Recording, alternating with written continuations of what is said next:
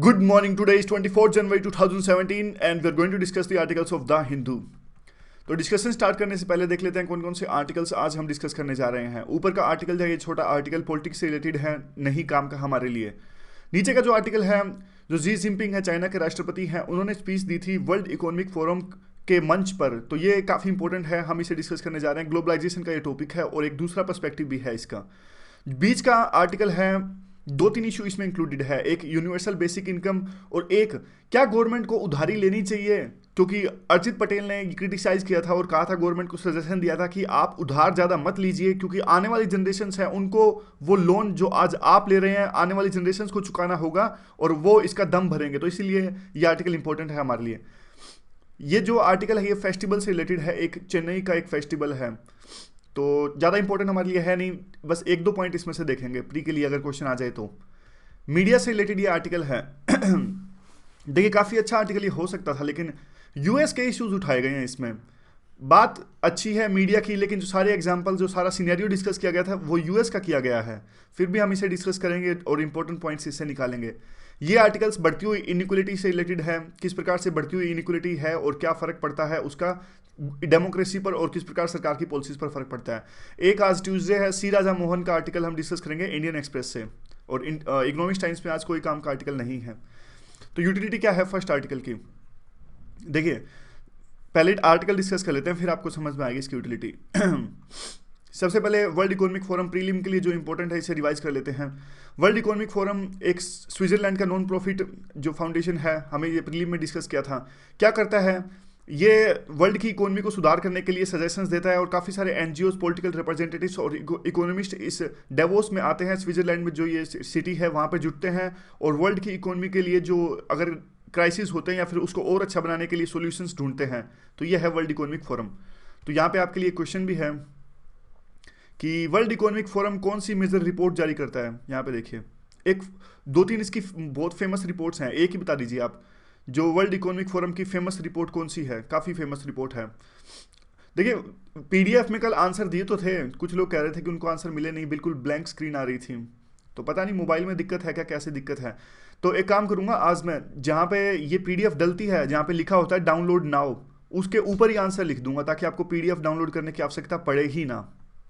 ठीक है, चलो जैसे तैसे करके काम तो चलाना ही पड़ेगा हमें, यूट्यूब के कमेंट्स बंद हो गए तो क्या। आगे देखिए जो आर्टिकल क्या कहता है। जी जिनपिंग ने स्टेटमेंट दी, जो चाइना के राष्ट्रपति हैं, उन्होंने ग्लोबलाइजेशन का बचाव किया और अभी फिलहाल के सिनेरियो को देखते हुए यह बचाव काफ़ी महत्वपूर्ण है, क्योंकि अभी ग्लोबल अनसर्टेनिटी है। जिस प्रकार से आपको पता ही होगा कि ट्रंप है वो किस प्रकार की पॉलिसीज अपनाने की बात कर रहे हैं, वो पॉलिसीज ग्लोबलाइजेशन के खिलाफ होंगी।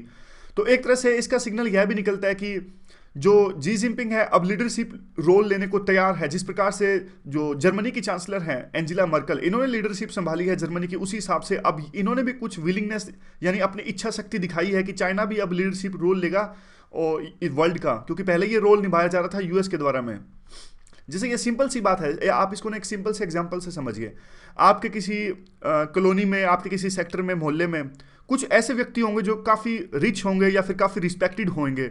तो जब भी कोई विवाद होता है तो आमतौर पर जनता क्या करती है, उन्हीं रिच या फिर रिस्पेक्टेड लोगों के पास में, जिनके पास पावर होती है, जो पॉलिसीज को इन्फ्लुएंस कर सकते हैं, उनके पास में जाते हैं अपने विवाद को सुलझाने के लिए। सेम वैसा ही होता है वर्ल्ड कंट्रीज में। अब यूएस पहले काफ़ी अमीर था, काफ़ी पावर थी, तो ये पूरे वर्ल्ड का एक तरह से सिस्टम संभाल के रखता है कि कोई लड़ाई ना करे, कोई डेमोक्रेसी का उल्लंघन ना करे। वो बात अलग है, वो अपने फायदे देखता है हर जगह, लेकिन पावर का यूज करते हुए वो अपने हिसाब से वर्ल्ड ऑर्डर बनाने की कोशिश करता है।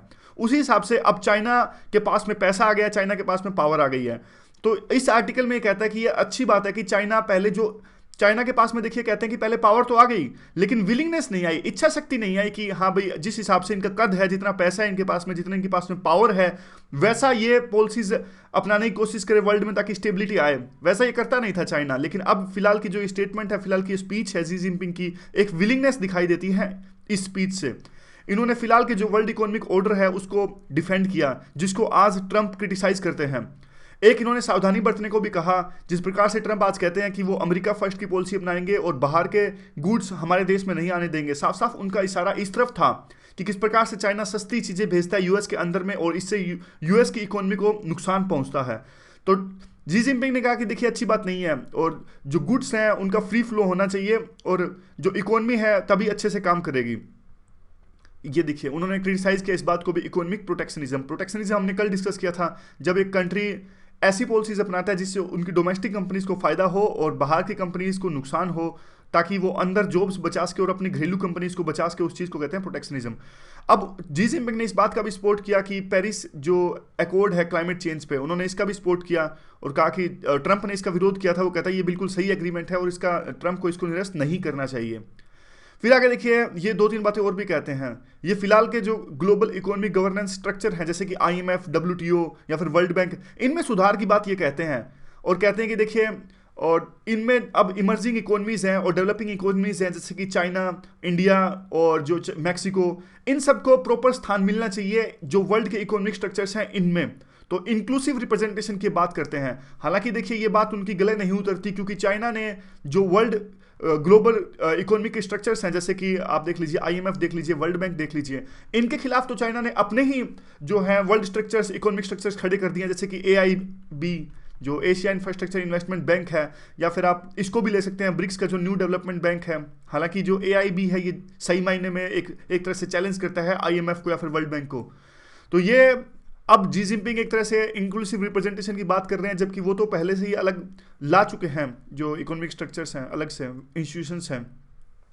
वे फॉरवर्ड क्या है तो अब देखिए जो जी जिनपिंग है ये भी कहते हैं कि जो मास माइग्रेशन हो रहा है अभी यूरोप की सोसाइटीज में, ये ग्लोबलाइजेशन के कारण नहीं हो रहा है, या फिर ये इकोनॉमिक जो इनइक्वलिटीज है उसके कारण में नहीं हो रहा है। तो किस कारण ये हो रहा है? ये हो रहा है वार के कारण। जो आपने वार छेड़ा है सीरिया के अंदर, या फिर जो इंस्टेबिलिटी है मिडिल ईस्ट के अंदर, उसके कारण ये मास माइग्रेशन हो रहा है। और ऊपर से ये कहते हैं कि देखिए इनकम डिस्ट्रीब्यूशन तो हुआ है, और पोस्ट कोल्ड वार के बाद में, यानी कोल्ड वार खत्म हुआ 1990s के बाद में, वो उसके बाद में कहते हैं कि जो ओपन इकोनॉमीज का फायदा ये हुआ कि जो पहले जो इनकम्स थी कुछ ही सेक्शंस में सीमित थी, अब ये एक तरह से कंप्लीट रीडिस्ट्रीब्यूशन इनकम्स का हुआ है, ये कहते हैं। फिर ये कहते हैं कि देखिए अब हाँ ये देख ली लास्ट में वही बात जो हमने पहले डिस्कस करी थी कि चाइना पर हर तरह का आरोप लगता है कि वो बर्डन नहीं लेता, एक तरह से उनके पास में कद है बर्डन लेने का, लेकिन वो ग्लोबल लीडरशिप रोल लेता नहीं है। अब एक तरह से ये जो स्पीच दी है इससे कम से कम ऐसा सिग्नल मिलता है कि अब चाइना एक तरह से तैयार है लीडरशिप रोल लेने के लिए, वर्ल्ड में स्टेबिलिटी स्टैब्लिश करने के लिए और ग्लोबल पुलिसमैन का काम करने के लिए, जो अब तक यूएस कर रहा था। तो अब देखिए अब इस क्वेश्चन का आंसर दो वे में किया जा सकता है, मतलब इस क्वेश्चन को, इस आर्टिकल का क्वेश्चन बनाने में दो डायरेक्शन में जाया जा सकता था। एक तो ग्लोबलाइजेशन का क्वेश्चन बनाया जा सकता था, एक तरफ ये वाला जो चाइना रोल है। ग्लोबलाइजेशन काफी बार डिस्कस हम कर चुके हैं। तो क्वेश्चन ये है अब ट्रंप का जो स्टांस है वेरियस इश्यूज पर, वो एक तरह से अब अपॉर्चुनिटी और मौका देता है चाइना को कि वो ग्लोबल रोल निभाए। तो आप इसके बारे में क्या सोचते हो, क्या चाइना इस रोल को निभाने के लिए तैयार है? तो देख लीजिए अब इसको हर डायरेक्शन में आपको ले जाना है क्वेश्चन को। कौन कौन से डायरेक्शन, जैसे कि चाइना है, आमतौर पे चाइना को कहा जाता है कि वो इंपीरियलिस्ट पावर है, और आपको यूं भी कहना होगा कि चाइना के पास में अगर कुछ भी आपको लगता है टेक्नोलॉजिकल डायरेक्शन में, अगर आपको लगता है कि टेक्नोलॉजी या फिर हथियारों की डिफेंस चाइना का अच्छा नहीं है, या फिर आपको लगता है कि चाइना के खुद के डिस्प्यूट्स हैं बहुत सारे कंट्रीज में साउथ चाइना सी में, तो आपको बताना है क्या चाइना सही में तैयार है कि नहीं है। आगे है अगला आर्टिकल, इस पे क्वेश्चन किस तरह का बन सकता है। आपको इस बात को क्रिटिकली एनालाइज करना है कि जो स्टेटमेंट उन्होंने अरजित पटेल ने दी थी, क्या गवर्नमेंट को उधारी से बचना चाहिए, क्योंकि उधारी वो हमारे आने वाली जनरेशन है, यानी फ्यूचर जनरेशन है, उनके जो रिसोर्सेज हैं उनको प्रीएम्प्ट करती है, यानी गवर्नमेंट को उधार नहीं लेना चाहिए। तो इसके विरोध में ये आर्टिकल लिखते हैं। वैसे तो 3-4 इशू हैं, लेकिन इस अरजित पटेल के इस पॉइंट को भी काटते हैं आर्टिकल लिखने वाले। कंटेक्स्ट आपको पता ही होगा कि बजट आने वाला है, अभी 1 फरवरी को बजट आएगा और उससे पहले काफ़ी तरह के आर्टिकल्स आएंगे, तो आज उसी कड़ी में ये आर्टिकल है। तो दो महत्वपूर्ण एक्सट्रीम्स की ये बात करते हैं, एक तो क्या गवर्नमेंट को उधार लेना चाहिए, और दूसरा गवर्नमेंट को अपने जो रिसोर्सेज हैं उसको कैसे और एक्सपेंडिचर्स को कैसे एलोकेट करना चाहिए एफिशिएंटली। तो दो इश्यूज़ पर मैं पहले ये बात करेंगे। पहले कहते हैं कि देखिए कि अरजित पटेल ने ऐसा क्यों कहा, हमने इस इशू को डिस्कस किया था, आपको याद होगा, सो टाइम फॉर रिवाइज। देखिए अरजित पटेल ने कहा था कि अगर गवर्नमेंट उधारी लेती है तो इसके काफ़ी सारे नुकसान होते हैं। एक तो जो हमारे जो फंड्स हैं वो क्राउड आउट हो जाएंगे प्राइवेट कंपनीज के लिए, जैसे कि अगर फंड्स हैं ही नहीं मार्केट में, अवेलेबल नहीं हैं, अगर गवर्नमेंट उन फंड्स को लेगी तो प्राइवेट कंपनीज के पास में फंड्स बचेंगे नहीं उधार लेने के लिए, तो फंड्स नहीं होंगे प्राइवेट कंपनीज के पास में, तो वो इंडस्ट्रीज कैसे इस्टेब्लिश करेंगे। ये सब हमने डिस्कस किया था कि फंड्स जो है वो क्राउड आउट हो जाएंगे अगर गवर्नमेंट उधारी लेती है तो। और भी काफी सारे थे कि हमारे जो फिस्कल डेफिसिट था ऑलरेडी बहुत ज्यादा है G20 देशों में, और ऑलरेडी बहुत ज्यादा अनसर्टेनिटी है वर्ल्ड की इकोनॉमी, तो हमें उधार नहीं लेना चाहिए, फिस्कल डेफिसिट को नहीं बढ़ाना चाहिए। तो ये 3-4 पॉइंट थे, हमने पहले डिस्कस किए थे, रिवाइज कर लिए अभी। तो आगे क्या आता है, फिर ये इस बात को इनकार करते हैं, यहां पे देख लीजिए, ये कहते हैं नहीं ऐसा नहीं है। क्यों ऐसा नहीं है? ये कहते हैं कि देखिए हर तरह का एक्सपेंडिचर है आज का, वो आज के रिसोर्सेज पर ही बल देगा। यानी अगर वो लेबर एक्सपेंडिचर है, चाहे कैपिटल एक्सपेंडिचर है, कैपिटल इक्विपमेंट्स पे एक्सपेंडिचर, कोई भी एक्सपेंडिचर है, ये आज की जनरेशन के ही रिसोर्सेज खाएगा और फ्यूचर की जनरेशन के रिसोर्सेज नहीं खाएगा, जब तक हम नेचुरल रिसोर्सेज को नहीं यूज कर रहे हैं। क्योंकि देखिए अगर नेचुरल रिसोर्सेज को यूज करते हैं तो वो डिप्लीट हो जाते हैं एक टाइम के बाद में, तो हम कह सकते हैं कि फ्यूचर जनरेशंस को खतरा है। लेकिन हम आज के ही इस तरह के अगर रिसोर्सेज को यूज कर रहे हैं, जैसे लेबर एक्सपेंडिचर या फिर कैपिटल इक्विपमेंट्स, ये तो आज की जनरेशन के रिसोर्सेज है ना। और उसके बाद में कहते हैं कि बल्कि इससे फायदा होगा। फायदा क्या होगा?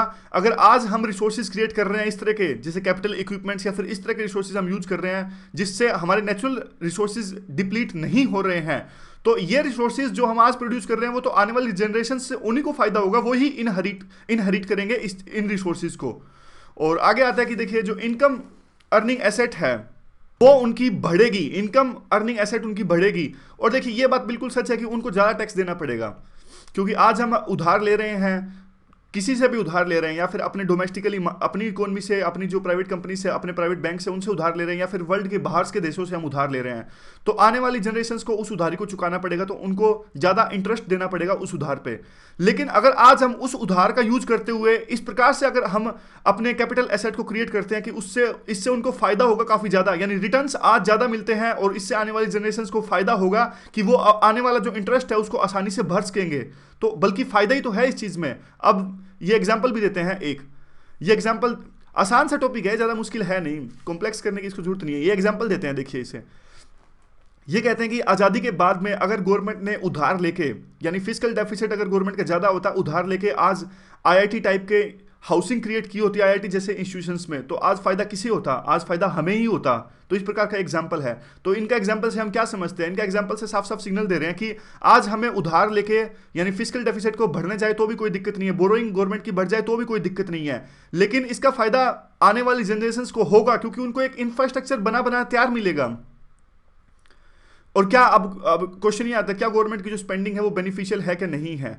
तो देखिए अब क्या एक बात पे क्रिटिसिज्म ये होता है कि अगर हम बोरोइंग बढ़ा देती है गवर्नमेंट, तो इससे इंटरेस्ट रेट है वो बढ़ जाएगी, तो प्राइवेट सेक्टर के लिए जो पैसा है वो उपलब्ध नहीं होगा, इससे मैन्युफैक्चरिंग ग्रोथ कम हो जाएगी और जीडीपी कम हो जाएगी। लेकिन ये इस बात को काटते हुए कहते हैं कि नहीं, गवर्नमेंट के पास यानी आरबीआई के पास में मॉनेटरी पॉलिसी है। मॉनेटरी पॉलिसी यानी कि जैसे क्वांटिटेटिव ईजिंग आपको पता होता है कि जैसे वो सीआरआर, रेपो रेट और ये सब एमएसआर, ये सारी जो है क्वांटिटेटिव ईजिंग है। तो ये कहते हैं कि देखिए इस तरह की पॉलिसीज का यूज करते हुए हम क्या कर सकते हैं, हम ऐसा मैनिपुलेट कर सकते हैं कि इंटरेस्ट रेट भी ना बढ़े प्राइवेट कंपनीज के लिए। ऐसा हम करते हैं। देखिए जब रिसेशन आता है तब भी तो हम ऐसा करते हैं। रिसेशन के टाइम में हम क्या करते हैं, ज़्यादा पैसा लाने के लिए मार्केट में हम क्या करते हैं, एक्सपेंशनिस्ट फिस्कल पॉलिसी अपनाते हैं। ये क्या होती है?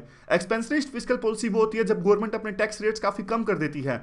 तो टैक्स रेट्स अगर कम कर देती है तो ज़्यादा पैसा होता है जनता के पास में, ज़्यादा पैसा होएगा तो डिमांड बढ़ेगी, वो सारा साइकिल आपको पता है। वैसी ही चीज़ तब भी तो हम ये इंश्योर करते हैं कि जो इंटरेस्ट रेट है ना बढ़े, और उसी तरह की पॉलिसीज हम अभी भी अपना सकते हैं कि अपना फिस्कल डेफिसिट बढ़ जाए या बोरोइंग बढ़ जाए, लेकिन जो इंटरेस्ट रेट्स है वो ना बढ़े प्राइवेट कंपनीज के लिए। यानी इससे तो बल्कि फिर फायदा होगा प्राइवेट कंपनीज को। फायदा कैसे होगा? देखिए अगर गवर्नमेंट उधार लेके, मान लीजिए गवर्नमेंट अभी उधार ले रही है दूसरे कंट्रीज से, और वो उधार का यूज कर रही है किस लिए? इंफ्रास्ट्रक्चर क्रिएट करने के लिए। तो इंफ्रास्ट्रक्चर क्रिएट होगा, लोगों के पास में पैसा आएगा, तो एक तरह से डिमांड बढ़ेगी, तो उस डिमांड को पूरा करने के लिए प्राइवेट कंपनीज अपनी इंडस्ट्रीज इस्टेब्लिश करेंगे। तो बल्कि इसका फायदा होता है, अगर गवर्नमेंट बोरोइंग करेगी तो बल्कि फायदा प्राइवेट कंपनीज को ही होगा। आगे कौन सा पॉइंट है? हाँ, अब अगला इश्यू स्टार्ट हो गया। तो 2-3 पॉइंट थे, इसके 2-3 पॉइंट याद रखना है। एक तो क्राउडिंग इन होगी बल्कि क्राउडिंग आउट नहीं होगी। क्राउडिंग इन, क्राउडिंग आउट इंपॉर्टेंट टर्म्स है प्रीलिम के लिए, आप इसे याद रखना। दूसरा इश्यू ये है कि जो हमने पहले डिस्कस किया था, एक क्राउडिंग इन होगी और एक जो इंफ्रास्ट्रक्चर हम क्रिएट करेंगे उधार लेके, उसका फायदा आने वाले जनरेशन को होगा। तो ये 2-3 पॉइंट है, आप लिख सकते हो अपने आंसर में। अब अगला जो है इशू वो है यूनिवर्सल बेसिक इनकम का। यूनिवर्सल बेसिक इनकम क्या कहती है कि हमने डिस्कस किया था कि एक हर एक जो भी हमारे देश का सिटीजन है, रेजिडेंट है, उनको एक बेसिक इनकम दे दी जाए, कुछ पैसे दे दिए जाए ताकि वो अपना जीवन यापन कर सकें। तो उस हिसाब से ये वैसे तो वेस्टर्न कंसेप्ट है, स्विट्जरलैंड में इसको लेकर रेफरेंडम भी हुआ था, तो वहाँ की जनता ने इसे इनकार कर दिया था। तो मेनली है क्या, अगर देखिए गरीबी रेखा को माने हमारे देश में तो 3500 पर कैपिटा रुपए देने की आवश्यकता है हर एक बंदे को, अगर हम ये स्कीम लाना चाहते हैं यूनिवर्सल बेसिक इनकम।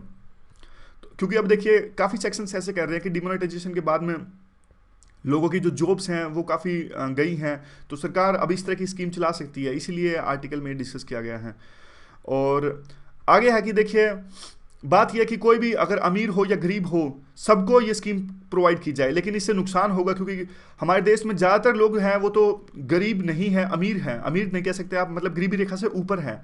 तो काफ़ी सारे आप देख लीजिए कितनी आई, शुरुआत कर लीजिए, कितनी सारी जो है पुअर्टी के लिए कमेटीज आई, लकड़वाला कमेटी, अलग कमेटी, एनसी सक्सेना कमेटी आई, रंगाराजन कमेटी, सचिन तेंदुलकर का नहीं, सुरेश तेंदुलकर कमेटी थी गरीबी के लिए। तो इन सब ने कहा, ज़्यादा से ज़्यादा 37% कहा था सुरेश तेंदुलकर कमेटी ने, गरीबी इतनी है। तो आप फिर भी देख लीजिए मेजॉरिटी जो पॉपुलेशन है वो तो गरीब नहीं है ना, तो उन सबको एक बेसिक इनकम यानी बेसिक पैसे देने का फायदा है क्या? तो ये तो हमारे रिसोर्सेज का मिस यूटिलाइजेशन हो गया ना। फिर ये कहते हैं कार्ल मार्क्स ने एक बात कही थी कि सबको उसकी एबिलिटी के हिसाब से मिलना चाहिए, जितना वो जरूरत है, तो उस कंसेप्ट का भी वायलेशन हो गया। देखिए बेसिक इनकम अगर हम सबको देते हैं, सभी लोगों को, इसके नुकसान काफ़ी हैं क्योंकि इससे तो कोई काम नहीं करेगा। अब देखिए कोई कितना कैपेबल है, कोई कम कैपेबल है। अब देखिए माँ को भी अगर उतने रुपए मिल रहे हैं और एक इन्फेंट है उसको भी उतने ही रुपए मिल रहे हैं, तो फायदा क्या है ना। और एक अगर सबको पता है कि हमें देखिए मिनिमम पैसे तो मिल ही जाएंगे, तो कोई काम ही नहीं करेगा। तो एक तरह से अच्छी चीज़ तो वो है ना, आप उनकी स्किल्स डेवलप करो और एक ग्रोथ रेट लाओ और आप कैपेबिलिटी बढ़ाओ उनकी। तो इससे क्या होगा, इससे जो हमारा इंफ्रास्ट्रक्चर भी बूस्ट होगा और हमारी इकोनॉमी भी आगे जाएगी। बल्कि अगर आप सबको पैसे दे रहे हैं मिनिमम, तो इससे हमारी इकोनॉमी डाउन जाएगी। कुछ लोग कहते हैं कि इससे जो है डिमांड बढ़ेगी, अगर सबको आप पैसे दे रहे हो तो वो पैसा खर्चा करेंगे और इससे डिमांड बढ़ जाएगी और इकोनॉमी आगे बढ़ेगी। डिमांड देखिए, इकोनॉमी आगे नहीं जाएगी बल्कि पीछे जाएगी इकोनॉमी। क्यों? क्योंकि ये तो मिस यूटिलाइजेशन होगा। इतना पैसा हम लाएंगे कहाँ से? ऑलरेडी जब जो सब्सिडी कॉस्ट है हमारी फूड के लिए या फिर फर्टिलाइजर्स के लिए, हम हमेशा कहते हैं कि कुछ सब्सिडीज हम देते हैं स्कीम्स पे, वो मिस यूटिलाइज्ड है, तो इससे तो बल्कि और ज़्यादा नुकसान होगा इस स्कीम से। और फिर ये एग्जांपल देते हैं कि 1947 के बाद में सेंट्रल गवर्नमेंट ने कोई भी सब्सिडी नहीं चलाई थी शुरू में, और लेकिन बाद में धीरे धीरे वोट बैंक की पॉलिटिक्स के कारण काफ़ी सारी सब्सिडी स्कीम्स चलाई गई और जो हमारे लिए फ़ायदेमंद साबित नहीं हुई। यहाँ पे देख लीजिए आगे। तो इससे फायदा क्या होना चाहिए, कुछ इस तरह की स्कीम्स कैपेबिलिटी हम बढ़ाएं ताकि आने वाली जनरेशंस को भी इससे फायदा हो। तो दोबारा से इन्होंने इंटरलिंक कर दिया फ्यूचर जनरेशन से आर्टिकल को। फिर ये कहते हैं कि देखिए एक बार अगर गवर्नमेंट मिनिमम पैसे देने लग गई, यानी यूनिवर्सल बेसिक इनकम जो है वो स्कीम अगर गवर्नमेंट ने चलाई, तो गवर्नमेंट तो अपनी रिस्पॉन्सिबिलिटी से पल्ला झाड़ लेगा कि अब हमने तो मिनिमम पैसे दे दिए, अब हमारी कोई रिस्पॉन्सिबिलिटी है ही नहीं। तो एक तरह से ये एग्जाम्पल भी देते हैं, एक छोटा सा कोट है इन्होंने लिखा है कि इससे क्या होगा, हम एक आइलैंड पर ही फंस के रह जाएंगे एक छोटे से फायदे के लिए, जो आवर पार्टरी बेनिफिट्स, और एक जो ब्रिज होना चाहिए जिससे कि इनको गरीबी से बाहर निकाला जा सके, वो ब्रिज इनको नहीं मिलेगा। तो ये थोड़ा सा इनका कोट है, आप यूज कर सकते हो। तो आगे क्या है, इंपॉर्टेंस क्या है पब्लिक गुड्स की। देखिए जनता हमेशा दोष देती है कि पॉलिटिशियंस को कि वो जनता के पैसे का अच्छे से यूटिलाइज नहीं करते। तो उनका मतलब दोनों चीज़ों से होता है कि एक तो वो जो रेवेन्यू को एलोकेट करते हैं, कई बार मिस एलोकेशन उसका करते हैं, और दूसरी बात जो है पब्लिक बोरोइंग की, जिसे हम ऑलरेडी अभी डिस्कस कर चुके हैं। तो अब ये एग्जांपल देते हैं कि देखिए सेकेंड वर्ल्ड वार के बाद में क्या हुआ था। सेकेंड वर्ल्ड वार के बाद में यूएस की इकोनॉमी, यूएस ने काफ़ी सारा उधार लिया था, नेशनल डेट उनके ऊपर काफ़ी बढ़ गया था, लेकिन उन्होंने उस उधारी का यूज किया अपने इंफ्रास्ट्रक्चर को बूस्ट करने के लिए, और उनकी इकोनॉमी बहुत अच्छी चल पड़ी इस चीज़ से। बाद में जब उनकी इकोनॉमी बहुत अच्छे से काम करने लगी तो उन्होंने उस उधार को चुका दिया। तो आज देख लीजिए उसी का एक तरह से आप कह सकते हो इफेक्ट था कि यूएस की इकोनॉमी और ज़्यादा बहुत ऊपर गई सेकेंड वर्ल्ड वार के बाद में। तो वही चीज़ हमें करनी होगी, हम उधार लेके अपने रिसोर्सेज को अच्छे से यूटिलाइज करते हैं तो इसका हमें बहुत फायदा होगा, और जब हमारी इकोनॉमी एक लेवल के बाद ग्रो कर चुकेगी तो हम उस उधार को चुका देंगे। सेम वही बात। वे फॉरवर्ड क्या है, वे फॉरवर्ड है कि देखिए सेम वही अब डिबेट है। आज़ादी के बाद में ये डिबेट चली थी तब एकदम से आज़ादी जब हमारी हुई थी तब बहुत सारे लोगों को ये आशा थी कि अब तो गवर्नमेंट हमें बहुत सारा पैसा देगी, अब यहाँ पे प्रोस्पेरिटी आएगी हमारे इंडिया के अंदर में, क्योंकि अंग्रेज जा चुके हैं। और काफ़ी लोगों ने फोर्स और प्रेशर भी एग्जर्ट किया था नेहरू के ऊपर में, लेकिन नेहरू ने उस टाइम पर यह कहा था कि देखिए यह वही बात होगी, या तो हम आने वाली जनरेशन की सोच लें और कल की सोच लें, या फिर आज की सोच लें। आज मिनिमम फायदे के लिए हमें नुकसान ही होगा, इसका फायदा नहीं होगा। तो उस टाइम भी यही डिबेट थी, आज भी यूनिवर्सल बेसिक इनकम पर यही डिबेट है। तो इसको बस एग्जाम्पल के लिए यूज कर सकते हो। वैसा इसमें जो इंपॉर्टेंट पॉइंट्स हैं वो निकालें तो हम 3-4 पॉइंट इंपॉर्टेंट है यूनिवर्सल बेसिक इनकम में। एक तो देखिए गवर्नमेंट अपनी रिस्पॉन्सिबिलिटी से पल्ला झाड़ लेगी, पहला पॉइंट। दूसरा पॉइंट इसमें यह है कि जो गवर्नमेंट है अगर ऐसा करेगी तो मोटिवेशन कम हो जाएगा पैसा कमाने का, दूसरा पॉइंट ये है। और तीसरा पॉइंट ये है कि आने वाले जनरेशन को इसको फायदा नहीं होगा। तो 3-4 इसके पॉइंट हैं इसके, वो हम यूज कर सकते हैं। अगला जो आर्टिकल है वो है ये उरूर ओलकुट कुप्पम विजा, एक फेस्टिवल है, इसके बारे में पूरा आर्टिकल है। ज़्यादा इंपॉर्टेंट तो देखिए है नहीं, लेकिन थोड़ा सा देख लीजिए, प्रीलिम में इस पर क्वेश्चन आता है। तो ये फेस्टिवल जो है एक तरह से फिशिंग विलेज में मनाया जाता है चेन्नई में। आपको याद है, देखिए एक आर्टिकल आया था, दो बंदे थे, टीएम कृष्णा थे और एक और विलियम्स थे, और मैक्सेस से अवार्ड्स मिला था। एक आर्टिकल आया था अनटचेबिलिटी पर, थे विलियम ने लिखा था और टीएम कृष्णा ने इस बात पर लिखा था कि क्लासिकल म्यूजिक है जो साउथ इंडिया में एक पर्टिकुलर सोसाइटी, उन्होंने कहा था कि एलिजली ब्राह्मण्स के द्वारा क्लासिकल म्यूजिक पर डोमिनेंस है और बाकी सेक्शंस को इसको एक्सेस नहीं मिलता है। तो अब इसी फेस्टिवल में वो टीएम कृष्णा ऑर्गेनाइज मतलब उसमें पार्टिसिपेशन इनका रहता है, और उसमें ये काफ़ी सेक्शंस के लोग, डिफरेंट सेक्शंस के लोग आते हैं और नाच गाना करते हैं, उससे रिलेटेड ये फेस्टिवल है। तो ज़्यादा इंपॉर्टेंट तो है नहीं, बस इसमें देखिए कहाँ है, चेन्नई में मनाया जाता है, फिशिंग विलेज में मनाया जाता है, और अलग लोगों के लिए इसका अलग अलग मतलब है, अपने अपने हिसाब से इसको देखते हैं। डांस होता है, म्यूजिक होता है सबके लिए, ना सिर्फ एक पर्टिकुलर सेक्शन के लिए, कास्ट के लिए। तो बस प्रीलिम के लिए इंपॉर्टेंट हो सकता है ये। अगला आर्टिकल जो है देखिए, ये क्वेश्चन इस तरह का आ सकता है, मतलब लेकिन ये आर्टिकल्स इस क्वेश्चन की डिमांड को फुलफिल नहीं करेगा। वैसे ये काफ़ी इंपॉर्टेंट क्वेश्चन बनता है। काफ़ी दिनों से मैं सोच रहा था कि जिस प्रकार से सोशल मीडिया का राइज हो रहा है, उसने सीरियसली चैलेंज किया है जो मेन स्ट्रीम मीडिया की डोमिनेंस है उसको। बट इसके अलावा इसने जो मेन स्ट्रीम की मीडिया उसको अकाउंटेबल भी बना दिया है। आपको इस बात पे कमेंट करना है, आप चाहें तो इंडिया के कॉन्टेक्स्ट में आप इसे डिस्कस कर सकते हैं। तो ये आर्टिकल तो देखिए ज़्यादा इंपॉर्टेंट है नहीं, क्योंकि यूएस के अंदर की बातें हैं, फिर भी हम देख लेते हैं मीडिया के पर्सपेक्टिव से इसको। ये कहते हैं कि देखिए मीडिया ने कोल्ड वार के दौरान में एक सोबर पिक्चर पेश करी यूएस के अंदर में, क्योंकि एक तरफ तो बहुत सारे कूप्स, बिट्रेयल्स और एस्पायनेज, प्रोक्सी वार, जासूसी वगैरह चल रही थी, लेकिन दूसरी तरफ ये सिर्फ एक सोबर पिक्चर पेश कर रहे थे कि पॉलिटिकल लीडर्स क्या कर रहे हैं। और जो ये दूसरी तरफ हमें जो मिल रहा था, मतलब जिन्होंने आर्टिकल लिखा वो अपनी बात करते हैं, यानी जनता को जो मिल रहा था वो मिल रहा था एक तरह से स्पाई मूवीज, वो हम एंटरटेनमेंट के दौर पे देख रहे थे, लेकिन वो सब कुछ हो रहा था कोल्ड वार में, लेकिन मीडिया ने उसे नहीं दिखाया।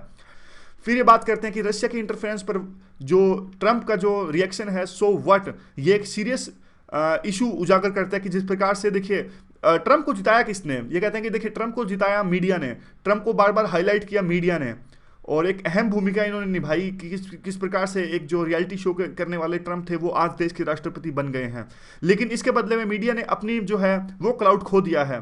ट्रंप तो राष्ट्रपति बन गए, लेकिन मीडिया ने अपना क्लाउड खो दिया, क्योंकि जिस प्रकार से सोशल मीडिया आज उभर कर आ रही है, आज जो ट्रंप है या फिर और भी जो सेलिब्रिटीज हैं वो सीधा संवाद स्थापित करते हैं जनता से यूजिंग सोशल मीडिया, और मीडिया को ट्रंप साफ साफ कहते हैं कि फेक और सिख है। सिख मतलब मोस्ट, उन्होंने ट्रंप ने कहा था कि journalist are the most dishonest people, यह भी उन्होंने बात कही थी। क्योंकि देखिए कई सारी खामियां हैं आज की मीडिया में। आज की मीडिया देखिए सेंसेशनलाइजेशन करता है, और उसके अलावा ये क्या करता है, रेगुलेट अपने आप को ही करता है, लेकिन फिर भी स्टेट की इंटरवेंशन अगर हो तो इसके खिलाफ में ये आवाज़ उठाते हैं, और खुद के ही अगर कुछ रिजल्ट्स आए तो उस पर कॉन्ग्रेचुलेट भी कर लेते हैं, सेल्फ क्रिटिसिज्म कभी करते नहीं हैं। तो ये सारी बातें हैं। फिर कहते हैं कि देखिए अमेरिका को एक तरह से सुपर पावर बनाने में सिर्फ उनकी डेमोक्रेसी जिम्मेदार नहीं है, कहीं ना कहीं मीडिया का भी रोल था, जिसे आज ट्रंप बुरा भला कहते हैं। तो ट्रूथ वर्सेस प्रोपेगेंडा, ये कहते हैं कि देखिए ये सेम बात वही कि अगर जो मीडिया को ट्रांसफॉर्म करने में आइसोलेशन, क्योंकि देखिए ट्रू एक डॉक्ट्रिन था अमेरिका का पहले, जिसमें उन्होंने आइसोलेशन की पॉलिसी उन्होंने अमेरिका ने अपना रखी थी पहले, और बाद में ये सुपर पावर बन गए। तो एक तरह से कहीं ना कहीं मीडिया का भी इसमें रोल था, क्योंकि मीडिया एक तरह से कम्युनिकेशन टूल प्रोवाइड कर रहा था, कैसे अमेरिका का जो सॉफ्ट पावर है वो दूसरे देशों तक जाए।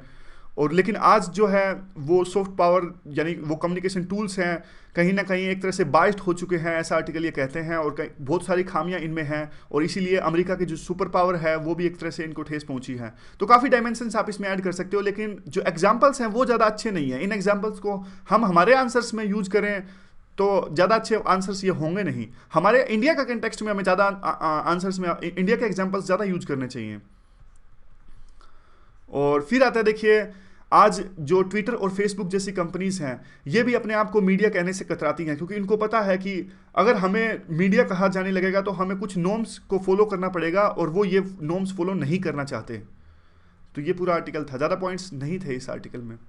अगला आर्टिकल भी देखिए, ऐसे में इसका यूज़ हो जाए तो हो जाए, अदरवाइज वैसे मेंस के आंसर्स में यूज होगा तो एक आर्ट पे डिपेंड करता है। अगर कोई बंदा बिल्कुल इस तरह के सब्सटेंस दे सके अपने आंसर्स में तो अच्छी बात है। देख लेते हैं, अगर आपको पता लग जाएगा किस प्रकार का ये आर्टिकल है।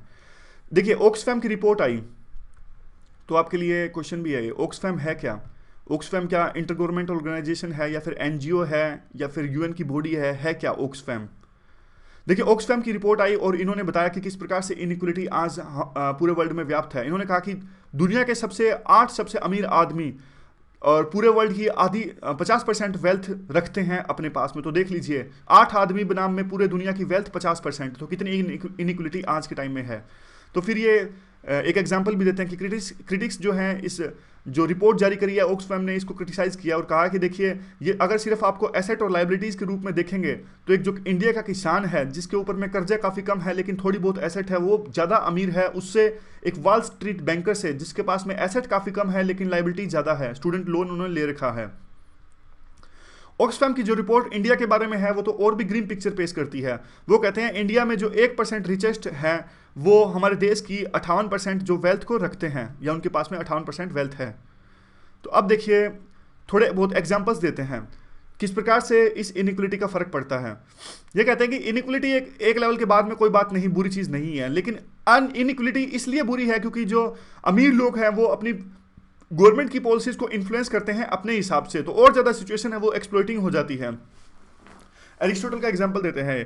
एरिस्टोटल ने डेमोक्रेसी के बारे में कहा था कि जो लोग हैं वो एक डायमेंशन पे इक्वल हैं। किस डायमेंशन पे? कि सबके पास में वोट देने का अधिकार है, और यूजिंग दिस वो दूसरे डायमेंशंस पे भी इक्वल हो सकते हैं। लेकिन ओलिगार्की ओलिगार्की देखिए एक ऐसा रूल होता है, रूल बाय रिच, मतलब अमीर लोग द्वारा रूल किया जाता है, उस गवर्नमेंट को कहते हैं ओलिगार्की। तो अमीर लोगों का जब रूल होता है तब वो क्या होते हैं, वो एक बात पे अनइक्वल होते हैं। किस बात पे? वेल्थ के बात पे। और ये एक बात पे जो अनइक्वल है वो सब लोगों से, जो अमीर लोग हैं उसको लेकर उसको यूज करते हुए वो सभी चीज़ों पर अनइक्वल होना चाहते हैं और सभी जो पॉलिसीज हैं वो अपने हिसाब से बनाना चाहते हैं।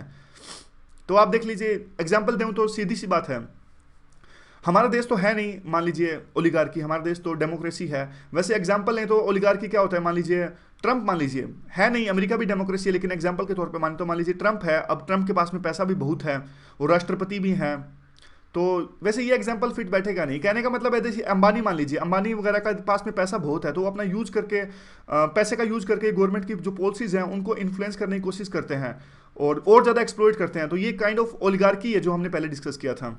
और जबकि डेमोक्रेसी में क्या होता है, जनता को इलेक्ट करते हैं, लीडर्स को इलेक्ट करते हैं और गवर्नमेंट को इलेक्ट करती है जनता। तो इनइक्वलिटी को दूर करने की कोशिश होती है और इक्वलिटी लाने की कोशिश होती है डेमोक्रेसी में। फिर ये बात आती है कि कॉन्स्टिट्यूशन अच्छा होता है जो ये बात को रिकॉग्नाइज करता है कि जिसमें कम्युनिटीज़ हैं वो उनमें एक तरह से कन्फ्लिक्ट हैं, और अगर ये इस चीज़ को नहीं मानेंगे तब देखिए एक तरह से गवर्नमेंट है वो रिफ्लेक्ट नहीं करेगी जो इनइक्वलिटीज़ हमारे समाज में है, और या फिर जो कन्फ्लिक्ट्स हैं सोसाइटीज़ के बीच में, काफ़ी कम्युनिटीज़ के बीच में, तो ज़्यादा बढ़ेगा, इससे कन्फ्लिक्ट कम नहीं होगा अगर कॉन्स्टिट्यूशन इस चीज़ को रिकॉग्नाइज नहीं करेगा। तो उसके बाद में आता है काफ़ी unequal kind of government structure आए, जैसे कि कुछ आप इसमें एग्जांपल्स दिए हुए हैं जो काम के नहीं है। जैसे जॉन एडम्स ने कहा, अमेरिका के जॉन एडम्स थे कि यूएस में 2 टाइप की गवर्नमेंट होनी चाहिए, एक गवर्नमेंट अमीर के लिए, गवर्नमेंट गरीब के लिए, और स्टेट चाहे तो इस तरह के अरेंजमेंट कर सकता है कि ताकि अलग अलग पॉलिसीज़ हों डिफरेंट सेक्शंस के लिए। तो ये चीज़ें इंपॉर्टेंट नहीं है, ज़्यादा काम नहीं आएगा इतना एग्जाम में यूज़ करने के लिए, तो दिमाग पे बर्डन लेने की आपको आवश्यकता है नहीं। फिर ये कहानी को आगे ले जाते हैं, ये कहते हैं कि आगे मिडिल क्लास की कॉन्स्टिट्यूशन आए। अमेरिका में पहली बार मिडिल क्लास का कॉन्स्टिट्यूशन आया जब इन्होंने अपना कॉन्स्टिट्यूशन बनाया 1789 के बाद में, क्योंकि देखिए वो मिडिल क्लास का कॉन्स्टिट्यूशन इसलिए बना सके क्योंकि वहाँ की जो सोसाइटी थी एक तरह से इगैलिटेरियन सोसाइटी थी और लोग थे वो इक्वल लेवल्स पे थे, और इसीलिए ये बना सके। उससे पहले कई सारे कॉन्स्टिट्यूशंस जो हमने डिस्कस किए कि अमीर लोगों के लिए अलग जो है गवर्नमेंट, गरीब लोगों के लिए अलग गवर्नमेंट, या फिर हाउसिंग भी अलग अलग, तो उनकी जो पॉपुलेशन थी मिडिल क्लास की थी, इसीलिए वो इस तरह का कॉन्स्टिट्यूशन बना पाए अमेरिका वाले अपना। और हम उसमें भी देखा हमने जो फ्रेंच रेवोल्यूशन हुई थी उसमें भी मिडिल क्लास का काफ़ी रोल था, वो भी इक्वलिटी लाने की बात कर रहे थे। बाद में फ्रेंच रेवोल्यूशन के बाद में जो फ्रेंच का कॉन्स्टिट्यूशन आया, हालांकि वो चेंज हो चुका है काफ़ी बार में, लेकिन कहीं ना कहीं जो मिडिल क्लास है और इगैलिटेरियन है उस चीज़ पर बल दिया गया है फ्रांस के कॉन्स्टिट्यूशन में भी। तो वे फॉरवर्ड क्या है, वेल फंक्शनिंग जो हमारी मिडिल क्लास है उसका रोल बढ़ना चाहिए, और एक तरह से उनका इनकम लेवल्स भी बराबर होना चाहिए हमारे सोसाइटी का। अगर इनकम लेवल्स बराबर होगा तो उसका फर्क सरकार की पॉलिसीज पर भी पड़ता है, और सरकार एक्सप्लॉइटिंग पॉलिसीज नहीं अपनाती है, और डेमोक्रेटिक जो फ्रेमवर्क है वो खतरे में नहीं आएगा, अच्छे से काम करेगा। तो इनइक्वलिटी डेमोक्रेटिक फ्रेमवर्क के लिए खतरेमंद है, ये बात कहते हैं लास्ट में ये। तो ये पूरा आर्टिकल था। आर्टिकल्स देखिए ज़्यादा यूज के नहीं है, आज कम ही यूज के आर्टिकल हैं। ट्रंप का जो आर्टिकल था मीडिया का, वो भी यूज कर सको तो अच्छी बात है, लेकिन ज़्यादा इंपॉर्टेंट वो था नहीं। मीडिया का पॉइंट है वो काफ़ी इंपॉर्टेंट था।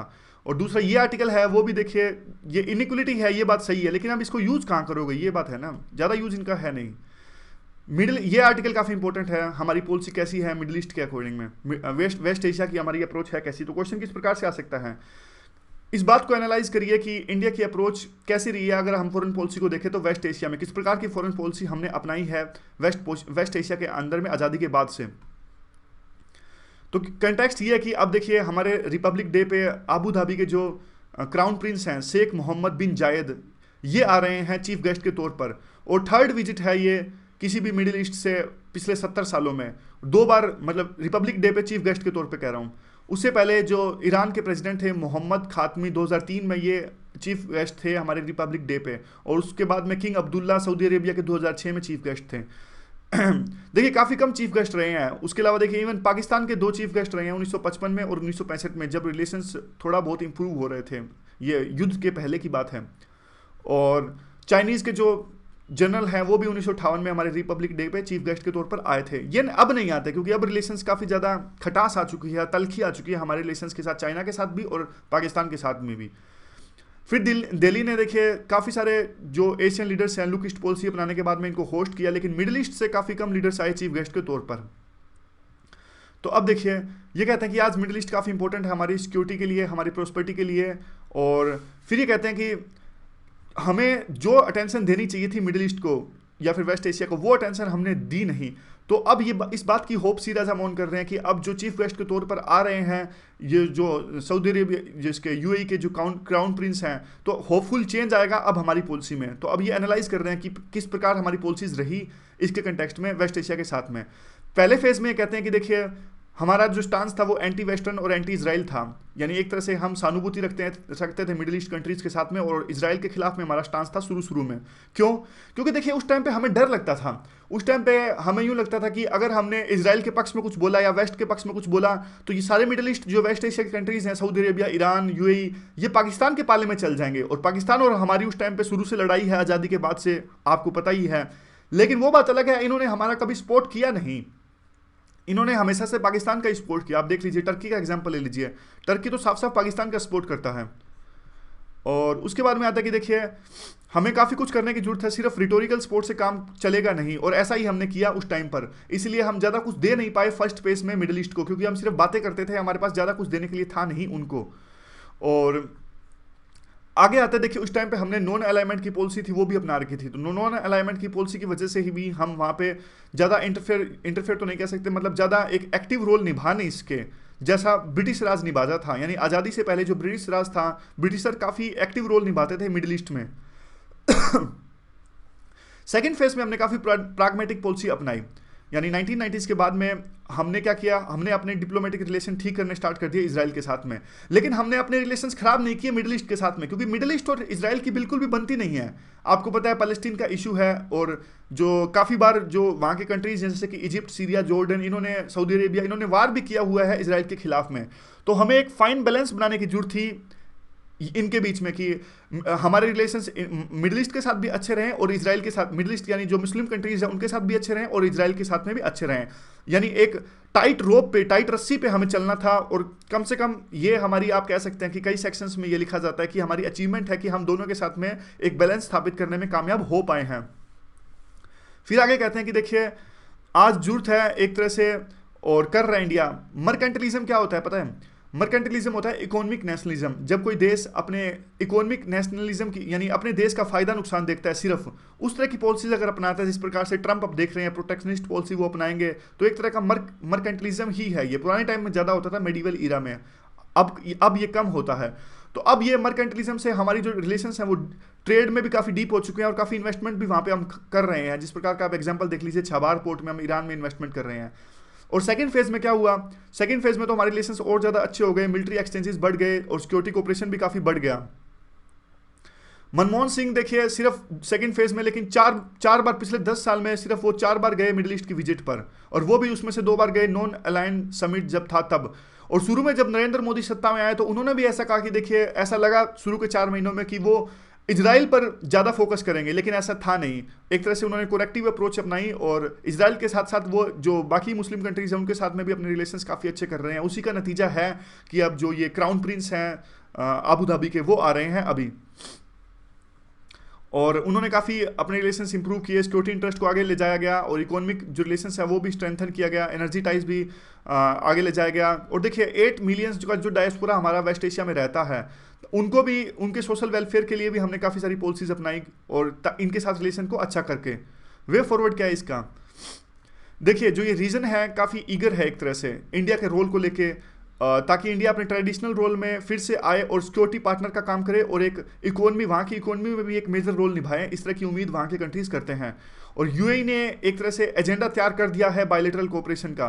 अब हमें आवश्यकता है कि हम बाकी जो कंट्रीज हैं उनके साथ में भी अपने रिलेशंस अच्छे करें और defence production, joint defence production या फिर जो डिफेंस के क्षेत्र में भी अपने रिलेशंस ज़्यादा अच्छे करें। और उसके बाद में आता है कि देखिए इस रिपब्लिक जो डे है उसके मौके पर जो यूएई है वो अपना स्मॉल मिलिट्री कंटिजेंट है वो भी लेकर आएंगे। तो एक ये इस बात को रिमाइंड करता है कि जो हमारा ट्रेडिशनल रोल कैसा था पास्ट में, और फिर से हमें उस रोल को रिक्लेम करना होगा। लेकिन इस बात में एक जो इंपॉर्टेंट और you can say that vital बाधा आ सकती है वो है हमारी ब्यूरोक्रेटिक इनर्शिया।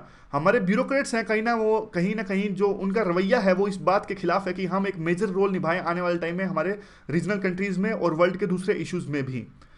तो ये आज की पूरी डिस्कशन थी। ज़्यादा इंपॉर्टेंट आर्टिकल्स तो आज थे नहीं। So thank you very much for discussion.